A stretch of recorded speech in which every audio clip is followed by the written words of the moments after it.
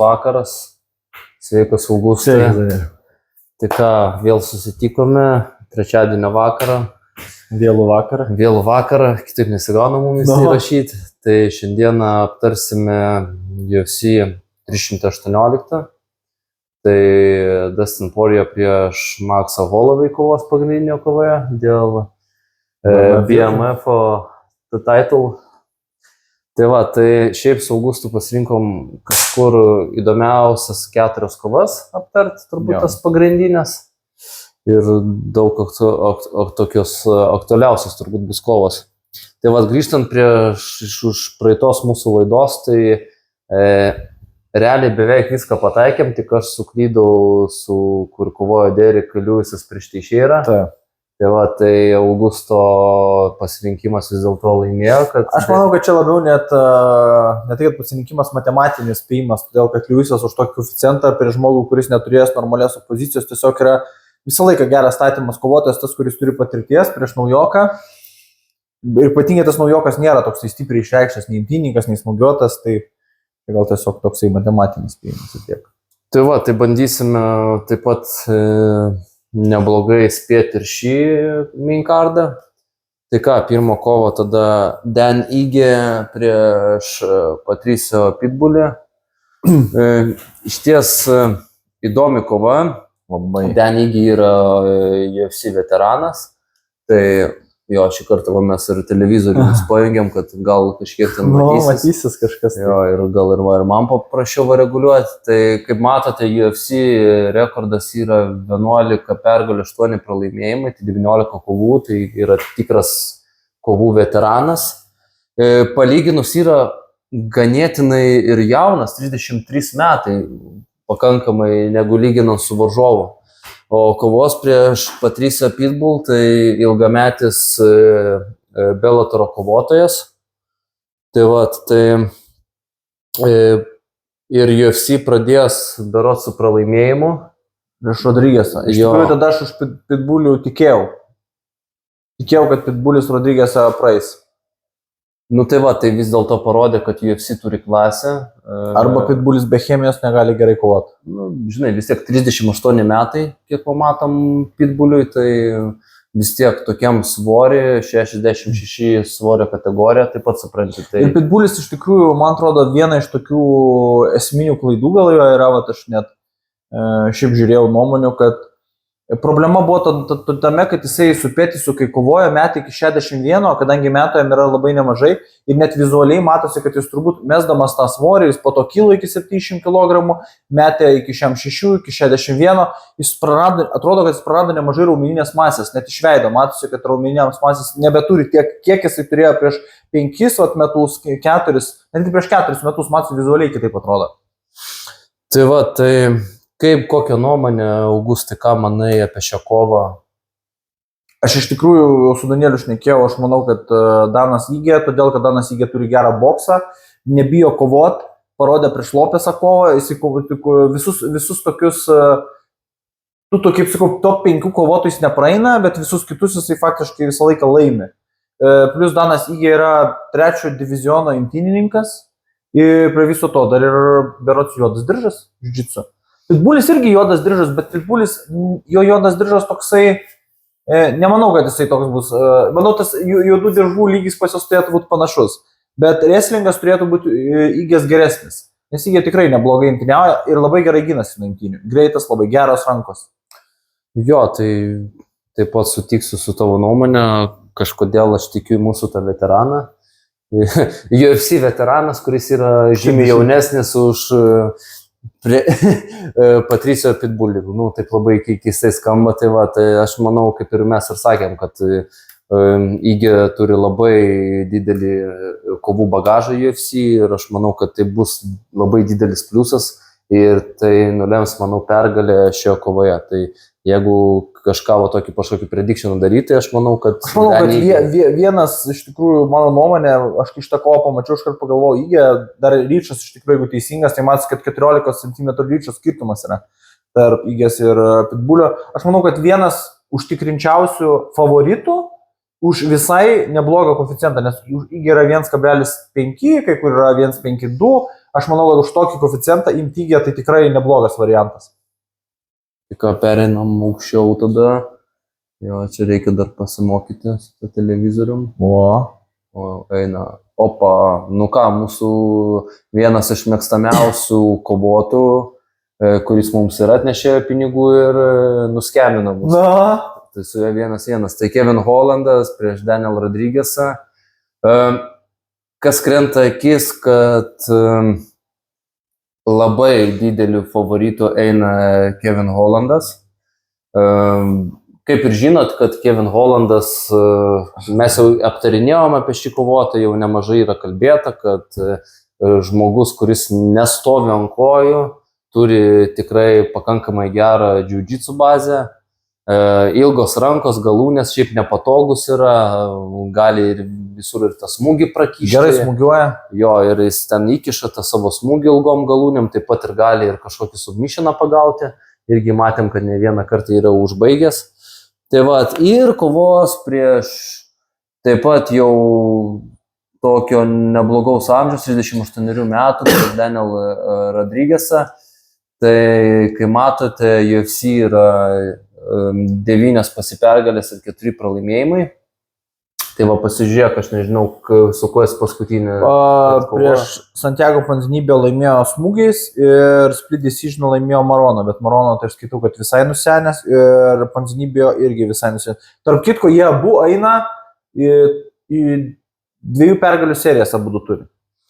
Jo, tai nežinau, tos kovos matchmakinimas tai visai gal ir neblogas. Aš manau, kad iš tikrųjų, kad šita kova yra padaryta Hollandui, todėl kad Hollandui kelia problemų visi, kurios imtyniaujantis. Rodriguezas nemanau, kad tai imtyniautų Hollandu. Tai plius matos amžiaus skirtumas nemažas, ūgio skirtumas nemažas, ryčio skirtumas nemažas. Vienintelė problema su Hollandu, aš skaityčiau, kad Hollandas, netgi galėčiau pasakyti, kad vienas yra tokių irgi užtikrinčiausių favoritų šitam karde. Bet problema su Hollandu yra tai, kad jis pirmas dalykas labai dažnai kovoja, antras dalykas jis į tai rimtai nežiūri. Jis žino, kad jis nekovos dėl diržo. Aš Keviną Hollandą prirašau prie Dereko Lewiso. Mane tam pačiam personas, ne? Jo, kuris tau gali išeiti pakovoti labai gerai arba gali išeiti labai blogai pakovoti, nes aš esu matęs Hollando kovų, kuris tragiškai kovoja, kuris labai gerai kovoja, kaip jis toks nuotaiko žmogus, jis jam UFC gerai moka. Aš mačiau, kad jisai beras statistiškai sukovoja 3,8 ar 3,6 kovas per metus.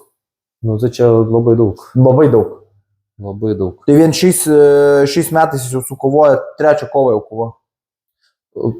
Kevin Hollandas paskutinę kovą prieš Nelsoną. Nelsoną po to laimėjo Liukedą. Jo, tai aš vien jau, kada jis kovojo prieš Nelsoną, aš jau buvau Kevin Hollandą nurašęs, bet prašau.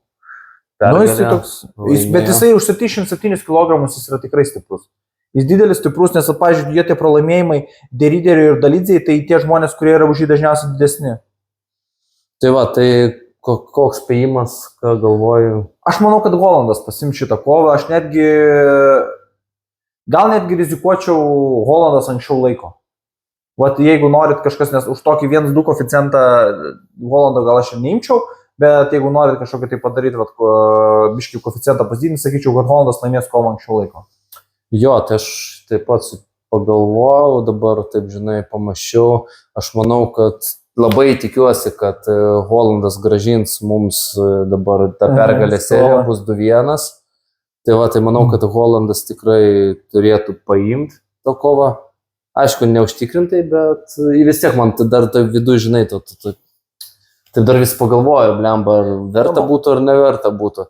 Už tokį koeficientą rizikuoti irgi gal nenorėčiau. Ne, aš manau, kad šis arba anksčiau laiko Hollandas, nes rizikuoti už Hollandą statyti tokį, pavyzdžiui, kažkokį tai didesnę pinigų sumą, tai tikrai neverta. Tikrai nėra tas, ir prieinam prie dar vieno didelio favorito. Jo, tai ką, main eventinė kova, Paulo Costa prieš Romaną Kapilovą. Šiaip stilistiškai gal man netgi labiau patinka kovotas Romanas Kapilovas. Tikrai gerai smūgiuoja. Labai gerai smūgiuoja, kojų smūgiai tokie visai labai gražus. Taekwondo trenerių užsiminėjo tarp kitko. Jo, gražus kovos prieš mūsų Secret Juice'o Halka. Žmogus, kuris dar yra topose. Dar yra topose. Nežinau, kaip jis yra topose, pasakysiu netiksliai. Paulo Costa yra dabar pralošęs 2 kovas iš eilės ir iš paskutinių 5 kovų vieną tik tai laimėjo prieš Laruką Roholdą, kuris jau baigė karjerą. Jo, tai vat pristatom trumpai apie kovotus, tai metų tiek pat turi, po 34 metus. Paulo Costa dabar pasižiūrėsiu, kiek čia UFC kovų turės, tai 6 pergalės, 4 pralaimėjimai, 10 kovų. Tai tarp kitko Kapilovas turės irgi 6 kovas ir 3 pralaimėjimus, tai realiai panašiai eina. Bet kas liečiant hypą, tai Paulo Costa tikrai yra daugiau už hypinės. Kažkoks jisai hypinis, tokia hypinė asmenybė. Nežinau, aš tai iš tikrųjų man šiek tiek, dabar kaip sėdžiu pagalvojau, su Danielium šiek tiek apie šitą kovą, prieš tai porą žodžių persimetėm. Įdomus dalykas, kad Paulo Costa visą laiką prieš savo kovas šneka visokį, tai, tokias nesąmonės, dar kažką. Prieš šitą kovą jis toksai pakankamai tylus iš tikrųjų yra. Nes su rusų, žinai, nepakalbėsi. Su rusų negal, teisingai, gal rusų ir nepahaipins. Antras dalykas, Kapulovui čia yra labai didelis opozicijos pakelimas, o Kostai yra labai didelis opozicijos nuleidimas, nes Kosta pralošęs yra kam? Paskutinė kova Šonas Stricklandas, Plitų, nors iš tikrųjų Plito neturėjo būti. Robertu Vitekeriu, kurią aš kovą stačiau, ir Vitekeris pirmam raundė pradėjo šokti po smūgių iš kojas. Tada jis yra pralošęs Marvin Vitoriui ir Izraelio Desanį. Tai realiai Vitoris 2001 metais buvo mašina. Stricklandas tikrai geras kovotojas, buvęs čempionas, Vitekeris buvęs čempionas. Jis realiai yra pralošęs iš 4 kovų. 3 iš jų buvo čempionai ir Vitoris 2001 metais, kuris galėjo būti pretendentas. Jo, pasižiūrėk, prašau, Kapilovas prieš ką yra paskutinės kovos. Kapilovas iš tikrųjų ten kovojas prieš, tarkime, su Kris Kurtisu sunkiai kovojo, o Kris Kurtisas dabar netgi nusileido į svorį žemyn. Cezario Almeida, kuris buvęs Glory kovotojas, tarp kitos laimėjo Splitą, bet Kapilovas laimėjo dėl imtynių. Ir iš tikrųjų jis pralošė Anthony Hernandesui. Anthony Hernandez jį pasmaugė antram raundė. Jo, prisimenu to ko. Aš irgi atsimenu. Tai jeigu daryti spėjimą, tai žinokit, su tokio koeficientu, kiek duoda dabar ant Paulo Costa, tai bandyčiau ant Paulo Costas.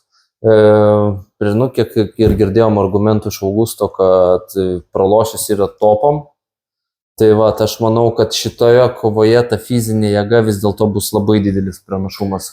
Ir pamatėm, kad Kapilovas prieš Hernandesą yra pralaimės vien dėl to fizinio turbūt. Hernandesas iš tikrųjų kvepuoja, Kapilovas turi problemų su kvepavimu. Jeigu kas žiūri Kapilovo kovas, 3 raundai jis tik kvepuoja sunkiai jau. O Hernandesas sugebėjo jį paspausti. Kas juokingiausia, šitoje kovo aš labai gerai atsimenu, Hernandesas nėra smūgiuotas, toks pakankamai universalus kovotojas, bet jam labai gerai sekėsi su Kapilovu smūgiuotis. Aš manau, kad čianais Paulo Costa smūgiuotas bus prastesnis, gal lėtesnis už Kapilovą, bet jisai turi galimybę imtyniauti. Ko Kapilovas, aišku, irgi turi ten kažkokias imtynės, bet aš iš tikrųjų šitoj kovoje gal net neimčiau nei vieno, kas laimės kovą, bet aš galvoju, kad abu vyrai yra labai tvirti ir aš manau, kad kova dais iki teisėjų sprendimo arba bus vadinama 2,5 raundų daugiau.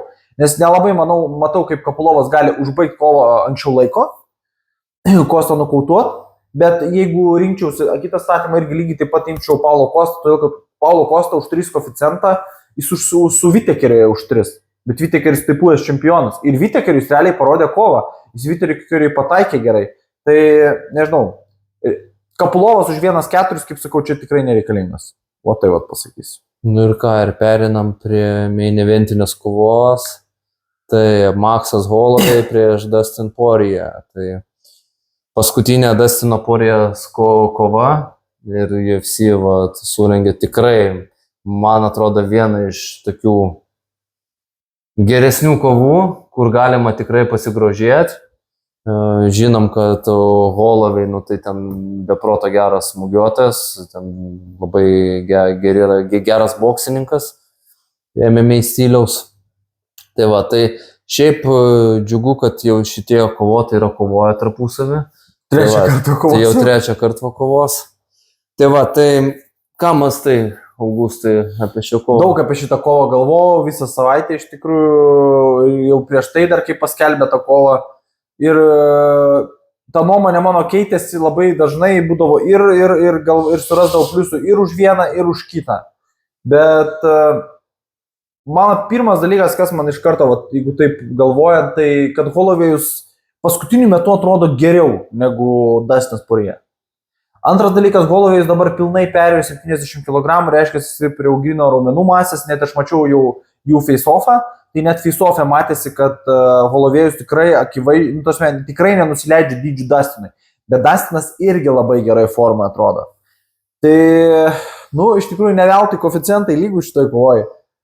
Matau, kas čia amžius 3 metai skirtumas, Holloway'us. Vat man tik tai, kad šiek tiek nerimauju dėl 5 raundų kovos, nes Dustinas nėra taip, kad jis labai gerai kvėpuotų, Holloway'us kvėpuoja tikrai labai gerai. Tai iš tikrųjų vis dėlto, kaip bebūtų keista, aš mažą tokį pranašumą atiduosiu Holloway'ui. Vat jeigu tai būtų procentais, tai sakyčiau, vat 49 prieš 51 Holloway'us staudai. Jo, aš kažkaip kaip tik dabar žiūrėjau, tokia statistika buvo išmetę, kad labai dažnai savo paskutinės kovas kovotojai pralaimi. Tai nežinau, ant kiek čia bus tiesa, žinai, šitoj kovoje. Gal dėl kažkokio susijaudinimo ar dar dėl kažko ir panašiai, bet šiaip Dustinas Poirier, aš ką matau, kuris pranašumą turi, tai turėtų turėti parterį. Imtynėse turėtų gal, jeigu pasisektų, gali savo tą giljotiną firminę pagauti, nebent gal bandyti, kaip pirmoje kovoje jis trikampį buvo pagavęs Maxą Holloway. Kas liečia smūgiais, mes ir matėme, kaip prieš Islamą Makhačiovą jau ta reakcija gal tokia lėtesnė buvo. Jo, nes Islamas iš tikrųjų nėra tas pats geriausias smūgiuotas. Antras dalykas, labai akivaizdį kovą mes turim vieną varžovą, su kurioje kovojo visai nesenai. Tai mes šnekam apie Dustiną Gage'į. Su Dustinu Gage'u kovojo 2004 metais Holloway'us ir tais pačiais metais kovojo, man atrodo, ir Dustinas Poirier. Tai pažiūrim. Ne. Metų skirtumas buvo tarp kovos Holloway'us su Gage'u ir Dustiną matėm tiesiog nukirto, o Holloway'us man iš tikrųjų netikėtai suvalgė Gage'į. Kas galvojau, kad tikrai taip nebus. Aš galvojau, kad Gage'is muš stipriau. Maniau, kad Holloway'us muš daugiau, bet jis gerai puikiai gynėsi, nieko neparodė ir padarė turbūt vieną įspūdingiausių 10 sekundžių UFC per visą istoriją, kuris turbūt įeis gal net į Hall of Fame, aš net neįsita kova. Nes, čia buvo kažkas, įspūdingo, ko žmogus laimėdamas kovą, paskutinę sekundę nusintė į nokautą. Korėjos zombi, kai su Rodriguesu. Čia kažkas panašaus, bet čia buvo kova dėl BMF biržą ir realiai jie būtų legendos. Tai aš manau, kad, sakau, 41 procentas prieš 51, 49 prieš 51, 1% duodu Maxo Holloway'us pranašumą. Tai Augustai taip pat šiandieną sutiksiu su tavo nuomonė, kad vis dėlto kažkiek tai matau vis dėlto Holloway pranašumą. Nežinau, tikėkime, kad mūsų spėjimai padės atspėti ir padės mūsų laidos žiūrovam apsispręsti. Ne tik, kad apsispręsti, už ką teisingai statyti, gal aš labiau būčiau linkęs į tai, už ką reiktų iš visi, kurias kovas nelysti. Nes, pavyzdžiui, man Paulo Costa prieš Romaną Kupulovą, aš to kovą tikrai nenorėčiau lysti ir lygiai taip pat visiems norėčiau pasakyti, Kevinas Hollandas prieš Daniel Rodriguesą, ta kova irgi labai yra tokia, su daug raudonų vėliavėlių yra.